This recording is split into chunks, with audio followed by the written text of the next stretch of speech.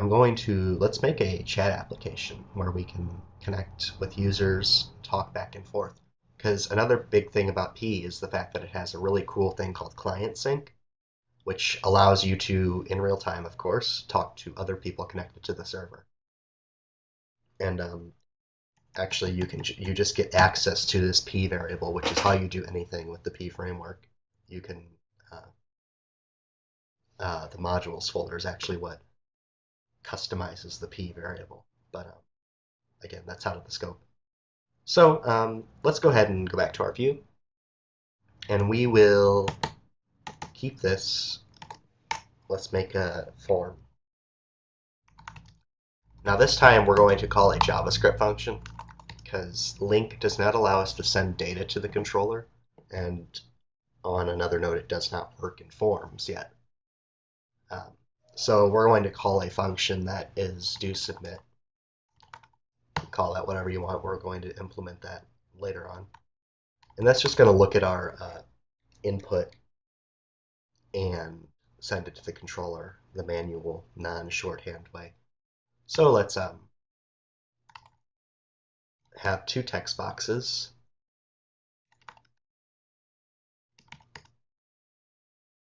We'll use the grid system, and we're going to give it an ID, like we did before, and a placeholder. So that text box will let them set what their name is.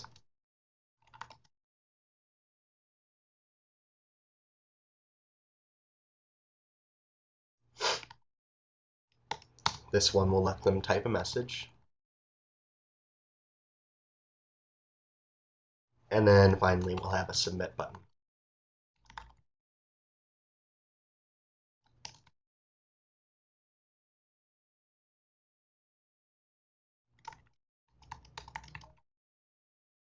So there we go, we have a form.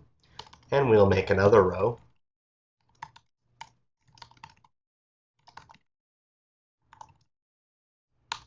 And inside of here, we're going to make a div with an ID of messages.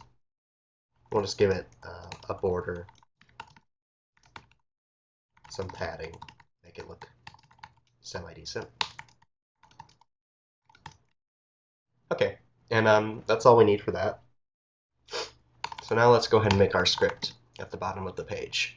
You always want to put it at the bottom of the page because kind of weird and really kind of unworkaround side effect of P is you cannot use document.ready because the document is never actually reloading, so it won't actually call that. So the workaround is to simply place the script at the bottom of your view, and it handles it just fine. So we'll make our doSubmit function, and let's go ahead and just make a data object. You cannot pass more than one parameter to a controller from the view. So we just pass it as a data object, which can contain as many key value pairs as you'd like, but it's still just one parameter, so that works. So let's say username is whatever they put in username. I'm going to make this a ternary operator, so .val.length. If the length is 0, then we want to call them anon. Otherwise, we'll just go ahead and use that value. So if they don't want to put a username, they don't have to. And we'll pass along their message.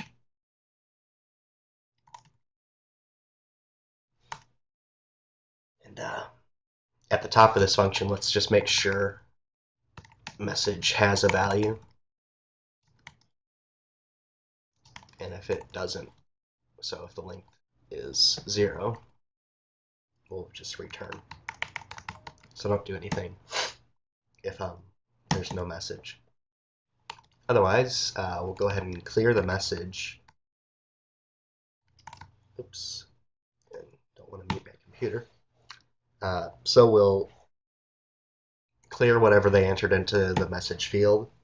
And now we'll go ahead and just send it to P. So we call p.controller.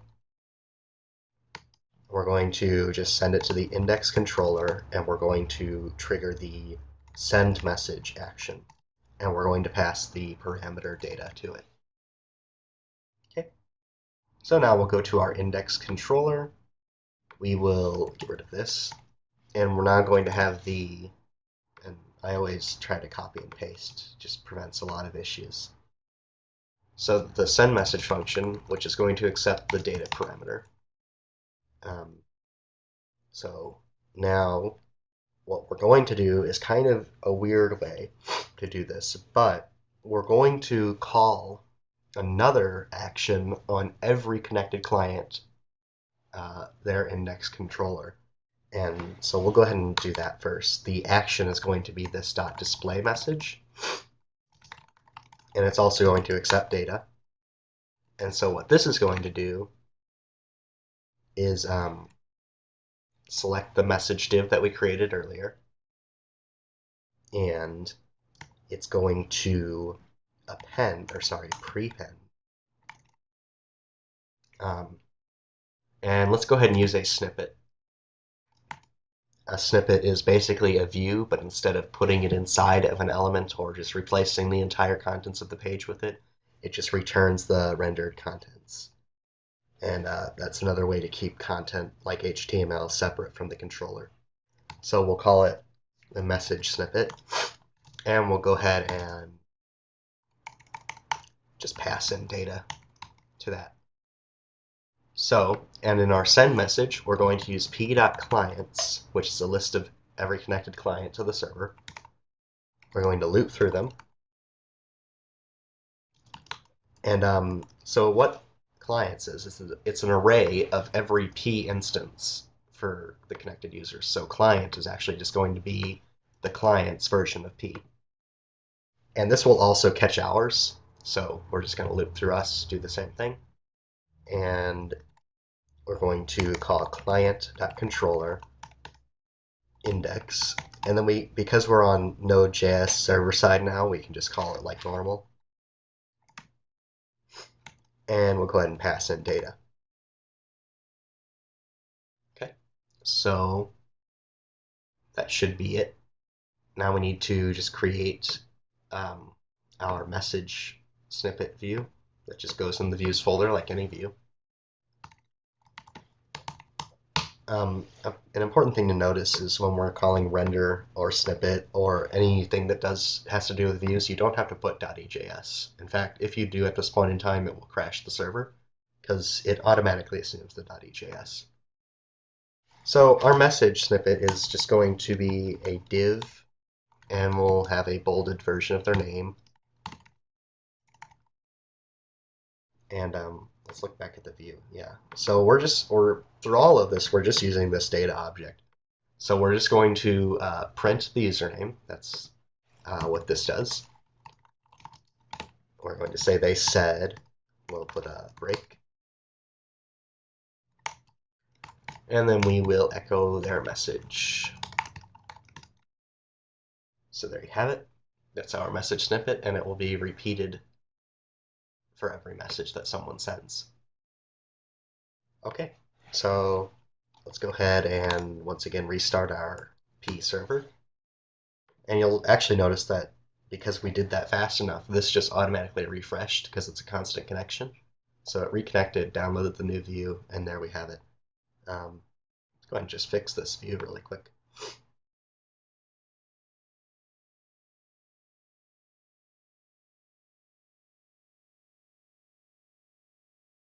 There we go. So now that button's on the same line. That's good. So I'm going to set my username to Jesse. I'm going to type hello. And with any luck, and sometimes this doesn't work, so we had some sort of issue. So the message did not display, and I think I just messed up the ID. Yeah, there it is. So I was selecting message, not messages, which is why, again, I always like to copy and paste. Anyway, so let's go ahead and restart the server. Refresh the page. Close this. Jesse, hello. And you'll see now that it says in all bold, which I must not have closed the strong said. Ah, there, didn't put a slash. Um, so refresh the page, Jesse, hello world. So now it says Jesse said hello world. And we can say, how are you? And let's add some spacing.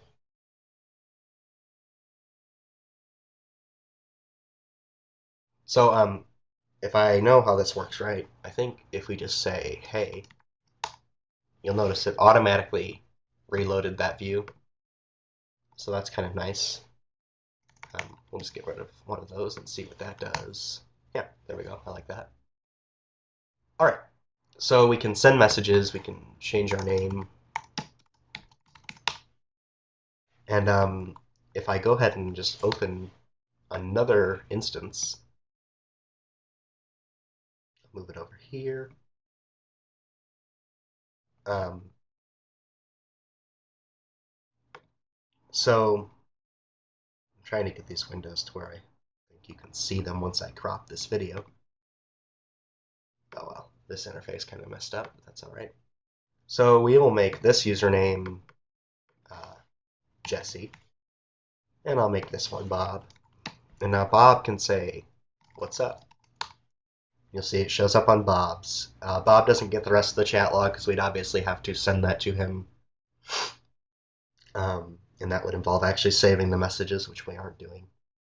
But you can see that instantly showed up on both of our views.